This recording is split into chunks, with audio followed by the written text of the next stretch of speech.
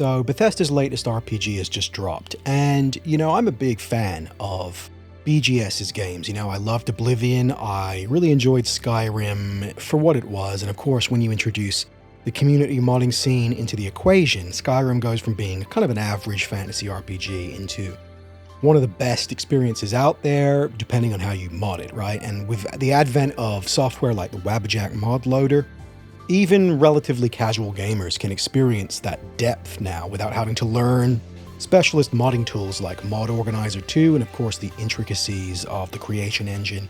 You can just pick your list, pick your flavor of Skyrim, and then the rest is of course meticulously designed and taken care of by some of the best modders in the community at large. And I think this is actually a really positive thing for gaming in general, because for someone like me, I really enjoy modding. I enjoy the process itself. I've put together many lists in my time, New Vegas as well.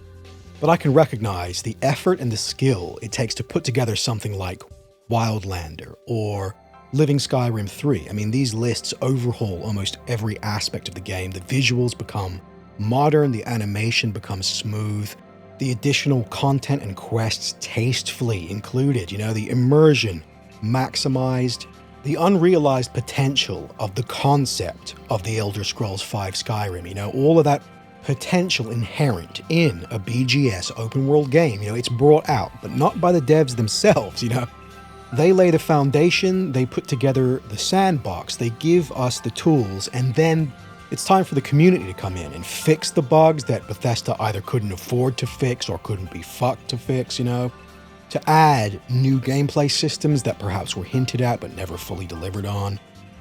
And this is the modus operandi that we're dealing with here when we're talking about Bethesda, because over the years, just like a lot of other companies legendary during the classic era of gaming, Bethesda especially, they are beholden to corporate money. They are themselves this corporate entity where a lot of the talent that made Oblivion and Morrowind and Skyrim to a lesser extent such beloved titles have since moved on from BGS, or in a lot of cases they've retired, they've left the industry, leaving the studio with this kind of strange reputation where, they are considered one of the worst, most greed-fueled modern studios in the space at the moment, and, they've earned that reputation with OG money-grubbing, gouging DLC like fucking Horse Armor.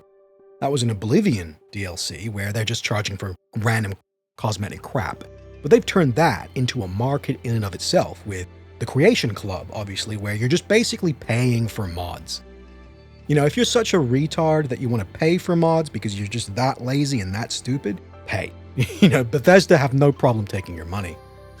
But despite all of this extra monetization, it's absurd to me that Starfield is still fundamentally based on Gamebryo. It's the same engine as Oblivion. We're looking at tech that is being artificially kept alive because it's convenient. And the funny thing about Bethesda too is that their cash cow really is more of the engine than it is the games.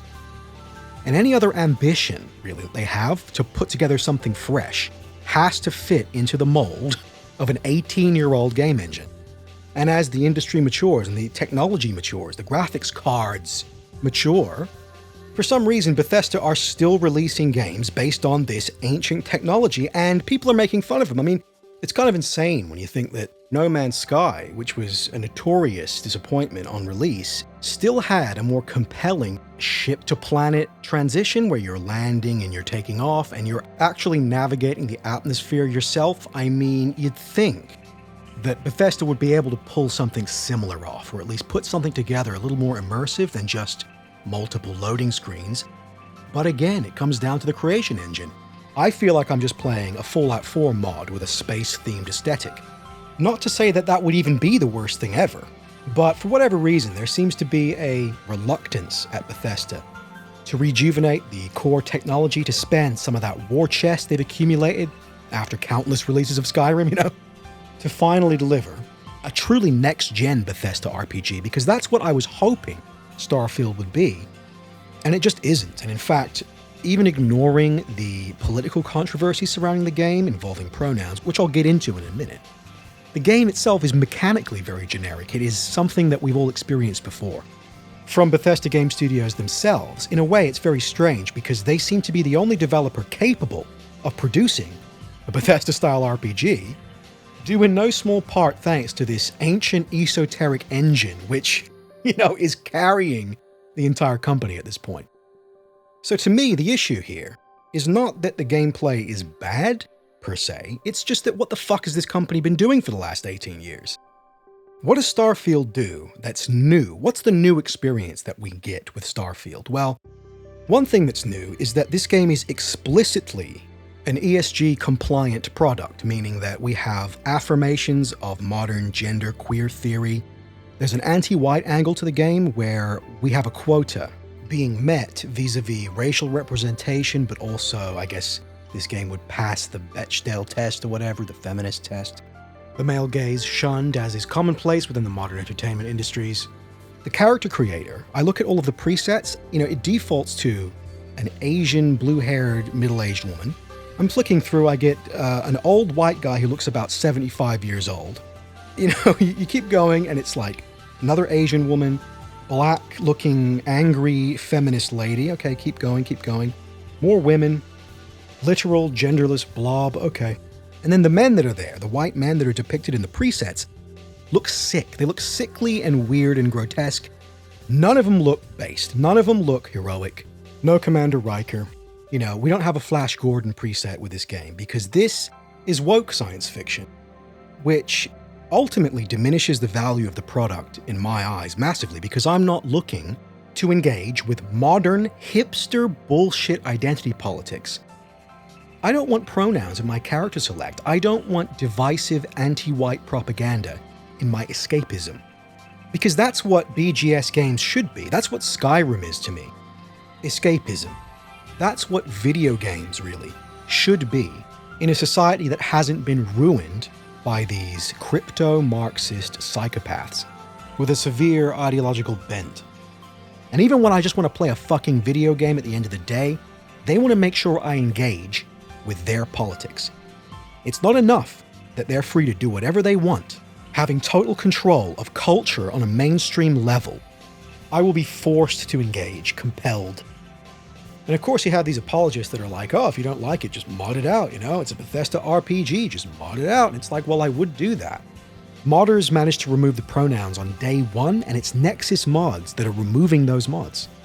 And remember when the libtards and the centrists would say, well, make your own. If you don't like the industry, make your own. If you don't like censorship, then make your own platform. And it's like, well, okay, we're literally modding it out so we can enjoy the game. And there are wokeists embedded within the fucking mod site, the open platform, open mod site where anyone can contribute. Yeah, no, we're not allowed to fix this issue. This is the regime ideology. It is beyond criticism. You will engage with it. You are forbidden to avoid it. This is totally normal. Nexus mods having a normal one, as if the existence of things like ESG mandates is in any way defensible. In what we pretend is like a democratic society, when these authoritarians wield their power with a complete disregard for individuality or the experience of others. Really, this is about control and dominance and ideological purity for them, while they scapegoat the young white male in society. Like they say, that guy's the hateful one. It's like that guy just wants to play Starfield with no pronouns. Is that really so terrible? It doesn't affect you. It doesn't affect your enjoyment of the product. Well, of course. It does affect them in that they must have compliance. It's not enough for them that they've already won the culture war, basically. They need you to agree with them. They need you to validate their worldview. Because that's what these corporations are doing. They're validating a lot of this ideology, and that's their job. Bethesda itself is validating extremely dubious theories on gender and sexuality that largely originated in this early 20th century Weimar period of Germany, where degeneracy was being normalized and intellectualized, pedophilia was normalized. There was a real cultural rot happening in the country at that time, which led to the rise of you-know-who. And those two things aren't a coincidence. One is a reaction to the other.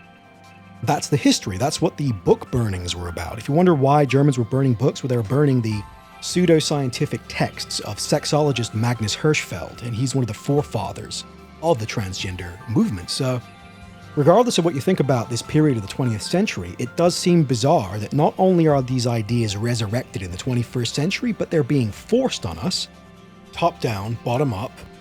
They are shepherding our children and our youth down a path that is explicitly anti-male, anti-Western, and of course, and probably most importantly, anti-Christian, which, again, Christianity would have acted as a kind of cultural immune system in previous eras. But bottom line, according to this woke pseudo-religion, the world would be a better place without us.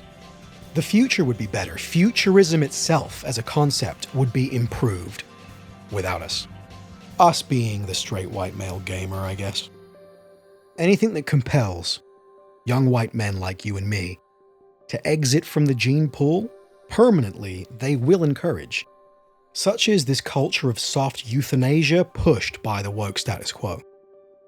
And it's interesting to observe that the transgender identity itself comes with a lot of incentives for disenfranchised, demoralized young white men. You know, if you undergo that transition, it's one of the only ways that you can be absolved of your whiteness in the eyes of the woke society.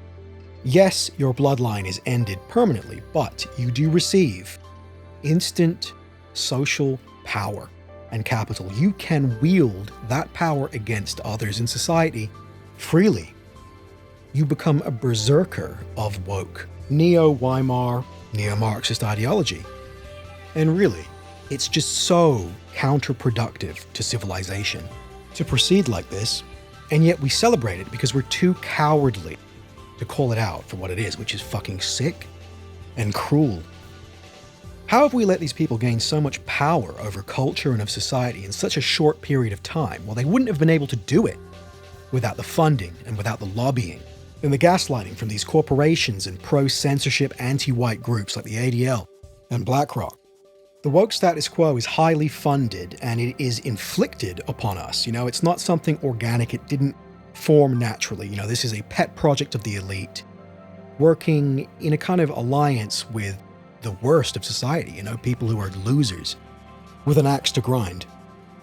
They're the ones that get promoted in this culture. They're the ones that end up working at legendary video game studios who seem incapable of producing anything that doesn't in some way spit on and clown upon the average white male consumer in this industry. It is fucking disgusting. Like, Todd Howard should be ashamed of allowing this to happen. And I get it, you know, he's just a marketing guy at this point. They just wheel him out and he sells the games. That's what he is. He's just a salesman. Well, fuck him, you know. He's sold his soul. He used to be representative of a time when Western video games were fucking great. Starfield should be a celebration of the Western contribution to things like astrophysics and space exploration. In fact, the entire genre of science fiction, in its Faustian spirit, is rife with contributions from the Western European male. You know, it's a white nerd thing, sci-fi. And yet look at how this game is presented to us. It's that, oh, well, the future's going to be bright and beautiful and queer-coded. And black women and Chinese women are in charge, and white men seemingly have undergone some kind of genocide in their limited representation when it comes to NPCs, major quest characters. Whenever you do see a white guy, he's usually in a subservient role.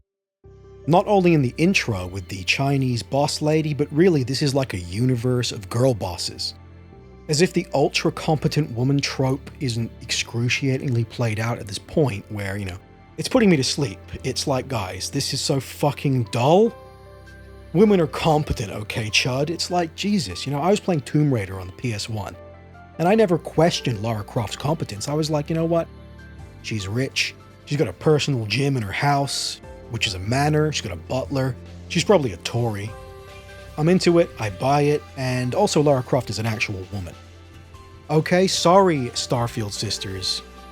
Competent women in real life are really like the Chupacabra or the Yeti, in that they're kind of an urban myth, really. You know, it's like, okay, yes, competent female miners, competent female fucking crab fishermen.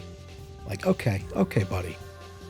But it's not just the characterization that lacks inspiration. I mean, just take a location like New Atlantis, for instance. This entire city is just painful to me in its lack of creativity and ambition. Like, the designers at Bethesda think, well, we're going to create the sci-fi city of the future. And what does it look like? You know, New Atlantis looks like a San Francisco corporate business park / shopping mall with a couple of Starbucks here and there.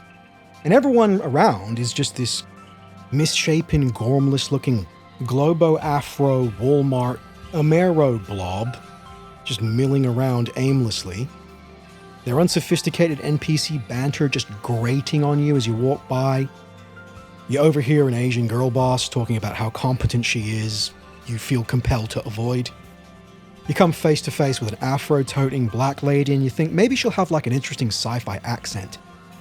And you talk to her, no, she just sounds like a black woman. She's like, oh yeah, man, like here on New Atlantis, I swear I love New Atlantis. Wow, and it's just like, for fuck's sakes, how is this even remotely immersive? I mean, I'm not being immersed. I feel like I am in San Francisco.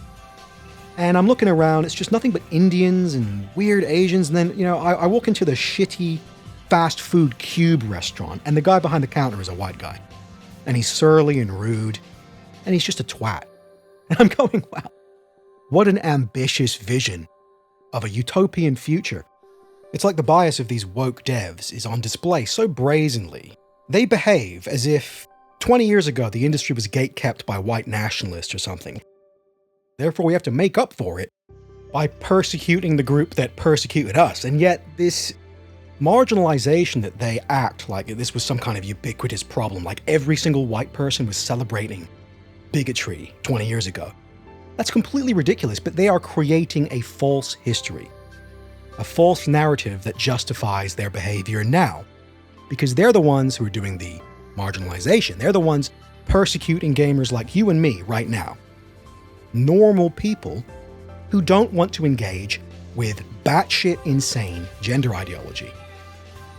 And the debate surrounding pronouns in Starfield, well, this has become a hot button issue. It's like a flashpoint in the culture war, as these video-related issues tend to be, and I've got to admit, there's some terrible takes surrounding this pronoun thing, especially from characters that I would have thought would be a little bit based. It just shows you how mass censorship in the Biden era has had a chilling effect on culture.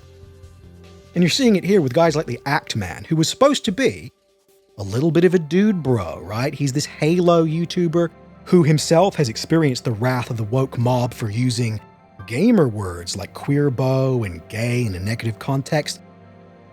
For the crimes of engaging in classic Halo-style trash talk, maybe a couple of years after it was acceptable, well, he caught a lot of heat from that, to the point where even as one of the biggest Halo YouTubers, he was blacklisted by 343 Industries, he wasn't invited to press events, never received early access code. I would have thought a guy like the Act Man wouldn't be so quick to flip, and it's so easy to do that now.